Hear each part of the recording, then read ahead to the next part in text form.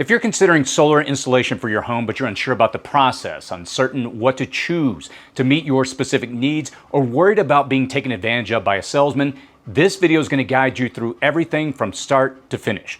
I recently had a complete solar and battery backup system installed here on my property. And this is the second full home integration that I've done in the past few years. So there's a lot I've learned that I can share with you in this video. I'm going to walk you through the entire setup of this installation, the gear I used and why I got what I did, how we installed it, and what it can power and what it all costs. Now, this is not a DIY tutorial. I hire contractors to do the install. I film the process so you can see exactly what's involved, even if you're not swinging a hammer by yourself. But by watching, I want you to fully understand the whole process from start to finish. By the end of this video, I hope that you will be fully informed about your options if you're considering getting solar on your house. And just to be totally transparent, this gear was provided by ShopSolarKits.com in exchange for a review. I chose to work with them on this video because their approach aligns with my approach on this channel, to inform buyers so they can make their own decision. Everyone has different needs when it comes to these types of systems, and I hope that you have a better understanding after watching this video. If at any time you want to see a list of the items along with their pricing, I've included links to all the gear plus a free download guide to help you plan your own system. You're going to find those in the video description and pinned comment below.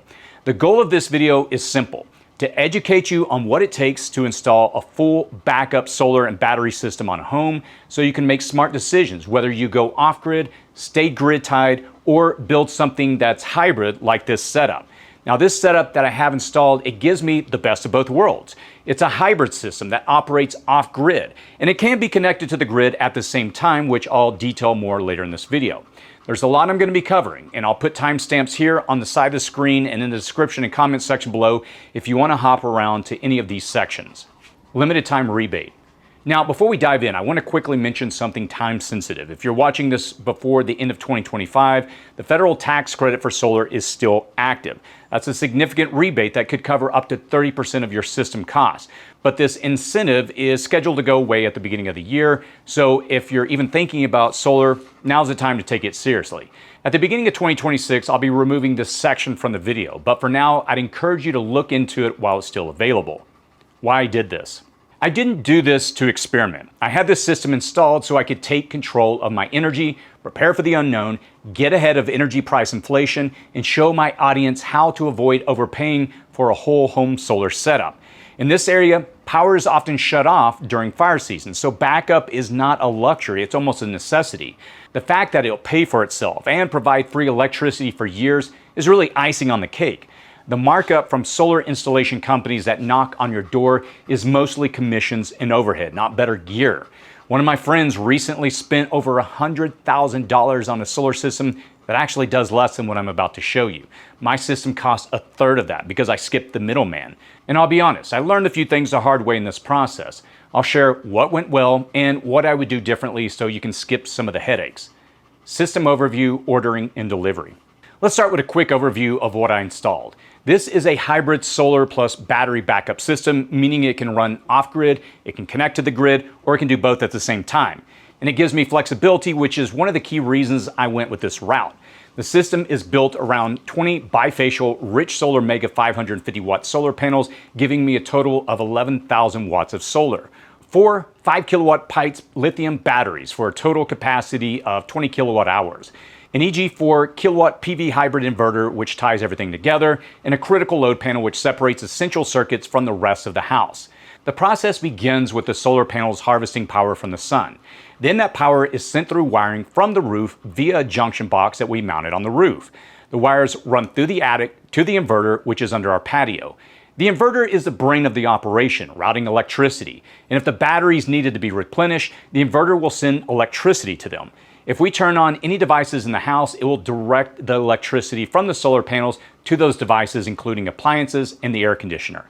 If solar is not producing enough electricity to meet the demand, the inverter will pull from the batteries. And if we connected this whole setup to the grid, which we currently are not, it would direct the excess electricity from the solar panels to the grid. The current configuration of this setup is off-grid, meaning it's completely separate from the grid. I neither send nor receive electricity from the grid. And I may consider connecting to the grid later, but with the new policy changes in our state, it's just not really worth it. The bifacial panels are a really cool upgrade. Unlike traditional panels that only absorb sunlight from one side, these can generate power from the underside by reflecting light off the roof. That gives me a little extra efficiency, especially in the middle of the day. And we installed mounts on the roof and then added a custom racking system on which we mounted the solar panels. The inverter and batteries are installed along the outside wall under the patio, and I have the option to expand the battery bank in the future if I need to. For those that are wondering, no, I'm not powering every single circuit in the house at once. The system is connected to a critical load panel, which covers the essentials. Things like lighting, refrigerator, microwave, our well pump, mini split unit, air conditioner, and other miscellaneous appliances and outlets. And yes, I can actually power the central air conditioning system without an issue. If I were to turn on all the appliances in the house at once, such as the oven, stovetop burners, air conditioner, and other high-power devices, the inverter would be overloaded and shut off. So you just have to power certain things at different times. We're going to talk about this a little more later. Also, one last note about this system. On my channel, I typically cover systems like EcoFlow, Jackery, Bluetti, and other units that are capable of powering select lines in your home. And what's different with this system we're covering is that it is UL certified. What that means is that this setup is permitted in my city. I can also push power to the grid if I choose to sell my excess electricity to the power company. But with the other units that I mentioned earlier, you cannot send power back to the grid. Ordering plus delivery experience. As I mentioned earlier, I went through shopsolarkits.com. Their team helped me size the system based on my energy needs and goals. If you order from them, they're going to provide you with the same assistance. And I know this is important for people who are new to solar systems. It's really hard to understand what you need to power your specifics, and they can help answer your questions. Once we finalized the order, everything was shipped to my property as a bundle kit. Getting a bundle kit, it takes the guesswork out of sourcing components. Everything is pre-selected to work together, and the kit includes detailed diagrams and a parts checklist. Delivery was straightforward. The components for the solar panels arrived on a pallet, the batteries and inverter came packaged separately, and everything was well labeled. I recommend checking each item off as it arrives so nothing gets missed. Now, just a quick tip, if you're ordering a system this size, make sure you have enough space to store everything securely. You don't want these components sitting in the elements while you're waiting for your installation date. And we kept this under a patio and covered it with a tarp while we were waiting to begin. Installation walkthrough plus contractor lessons. Here's the whole sequence of what was done and what you should expect. The first step was to build a foundation for a battery box. First, we poured a small concrete pad to hold the outdoor battery cabinet. And this ensures that the cabinet is stable and off the ground, which is important for both safety and long-term durability. If your batteries are going inside a garage, this step may not be needed, but for outdoor setups like mine, it's essential. Now, once the pad cured, we installed the battery cabinet and then mounted the 4 5 kilowatt-hour Pites lithium batteries inside. Each one weighs over 100 pounds, so this part is easier with 2 people. The batteries are wired together in parallel to give us a total of 20 kilowatt-hours of usable storage. Next up was the inverter, the brains of the system.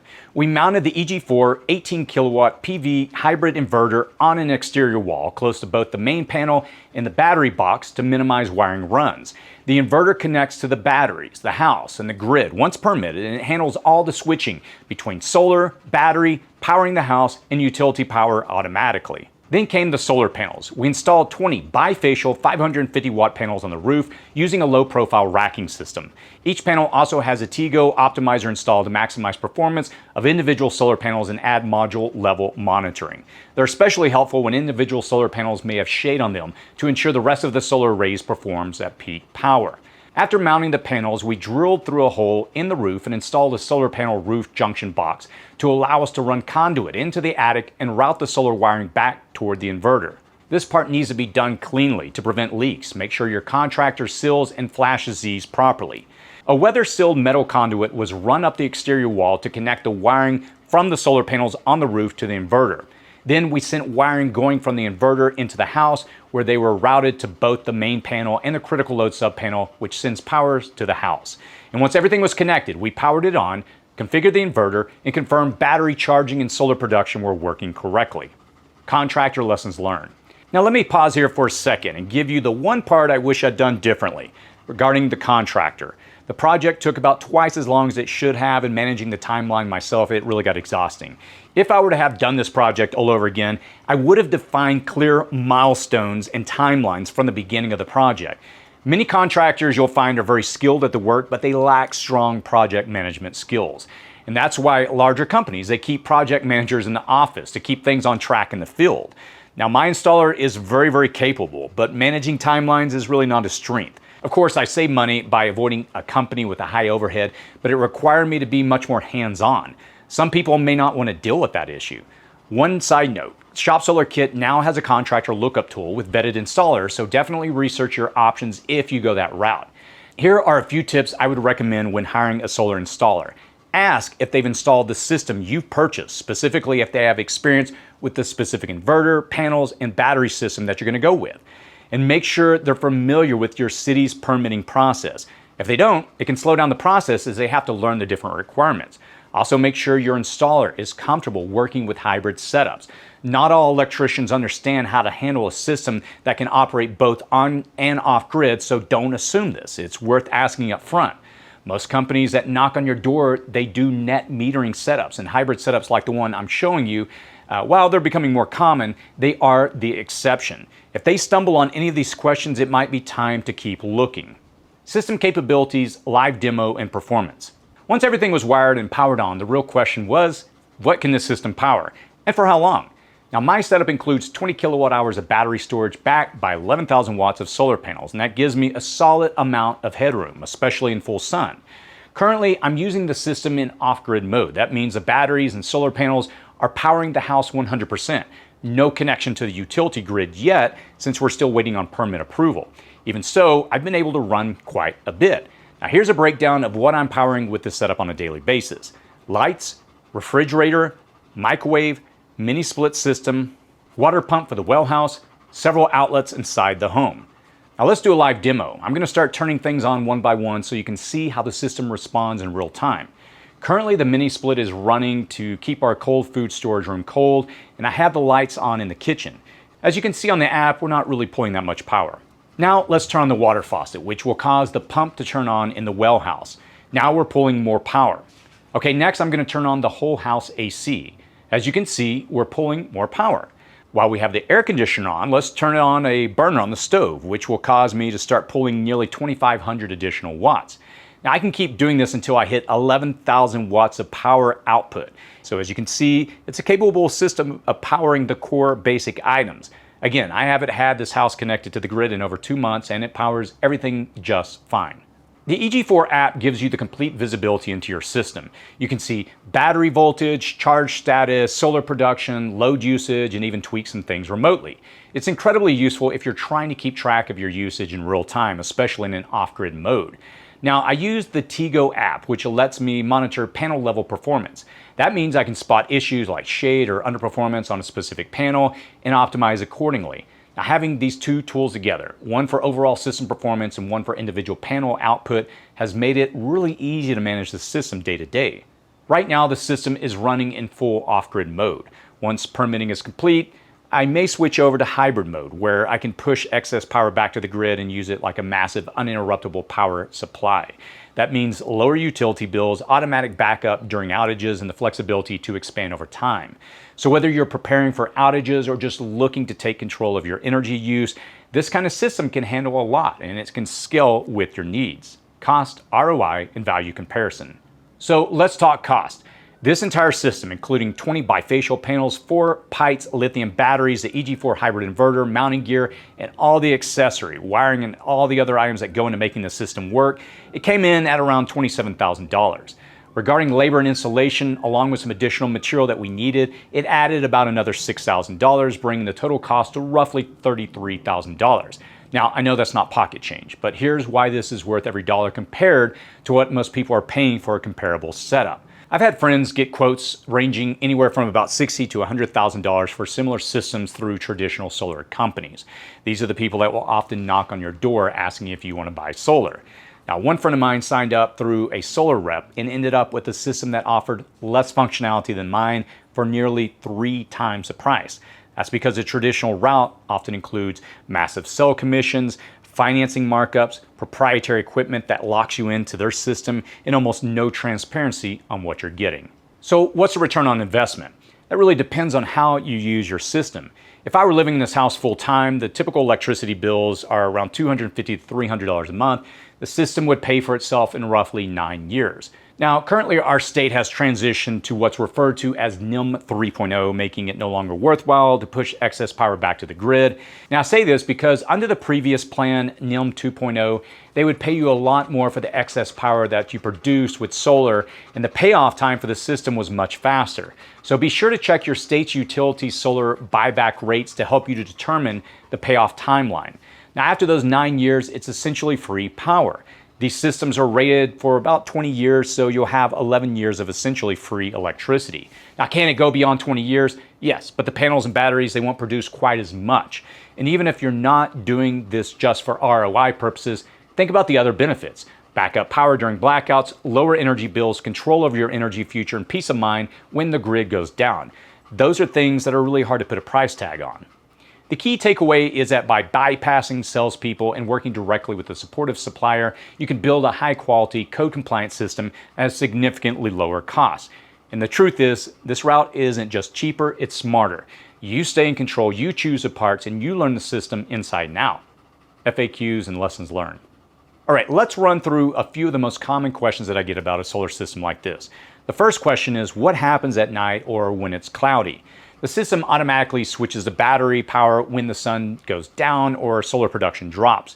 During the long cloudy stretches, the batteries carry the load as long as they have charge. But once the batteries drop below their cutoff voltage, the inverter will either shut down or pull from the grid if you're connected. Now, this particular inverter is designed to connect to a backup generator, allowing it to continually power the house and charge the batteries. And I plan on adding something like a Generac propane whole home generator in the future and connect it to this inverter. And when building your system, make sure that you factor this into your inverter selection. Can it connect to an exterior generator? All right, the second question is, can you expand the system later? Absolutely. Regarding solar panels, I currently have 11,000 watts of solar tied in, and the inverter can go up to 18,000 watts of solar input, so there's room to add more. One of the significant benefits of going modular with a custom setup like this is that you're not locked in, and you can expand, unlike with all-in-one systems. All right, the third question is, can it run my air conditioner? Yes. This week while recording, it has been so hot, so I just run the air conditioner during the day without issue. However, when starting up the air conditioner, there's a brief surge of power that causes the lights to flicker. And I just bought a soft start kit today, and my electrician will install it shortly, as I don't want to hit the inverter so hard whenever I'm starting up the air conditioner. All right, the fourth question is, will this work during a power outage? Well, currently I'm not even connected to the grid, so if the grid goes down, I wouldn't even notice. But if I ever connect this system to the grid, because it is a hybrid inverter, it would automatically switch over to batteries if the grid were to fail. Now, there might be a slight flicker in the house, but otherwise my system would continue to power the house. All right, the fifth question is it legal to tie this into the grid? Yes, I specifically wanted UL certified parts, which allows me to permit this system by the city. That's an important distinction if you're comparing this to plug-and-play battery systems like Jackery, Bluetti, EcoFlow, Anchor, or any of the other options on the market, because they're great for portable use, but they can't legally feed power back to the grid. What did I do differently? If I were to do this project all over again, I would have defined clear milestones and expectations with the installer up front. Now, he's a good friend of mine, and I've worked with him on a lot of projects over the years, but I should have been clearer with him up front, so that's on me. What I have found working with independent contractors is that they excel at their work, but not all of them are strong on project management. I ended up doing a lot more coordination than I planned, and the whole thing took twice as long as it really should have. But the good news is that the system is in and it powers my house without any issues. And now I've got a system that powers my house off grid and it backs up my essentials. I'll be working on numerous projects with this system over the next several years to explore its capabilities, and I'll provide updates in the future. Final thoughts. Hopefully this video gave you a clear picture of what it takes to install a whole home solar and battery system and just how much you can accomplish without going the overpriced, sales-driven route. Now, I didn't make this video to convince you to buy anything. I made it to educate you because most people don't even realize options like this exist. You can build a system like this using high-quality components, get it permitted, have it installed by someone that you trust, and end up with a setup that's reliable, expandable, and entirely under your control. If you want to learn more, I've included a few helpful resources in the description and pinned comment below. I've got a link to the exact system I use with affiliate links to each product, which helps support the channel at no extra cost to you. I've also got a free downloadable guide to help you understand your options and a tool to find vetted contractors in your area who can install a setup like this. If you have any questions or feedback, feel free to post them below. At the end of the day, this is not just about saving money on your electricity bill. It's about energy independence, long-term preparedness, and building something that puts you in control no matter what happens to the grid. As always, stay safe out there.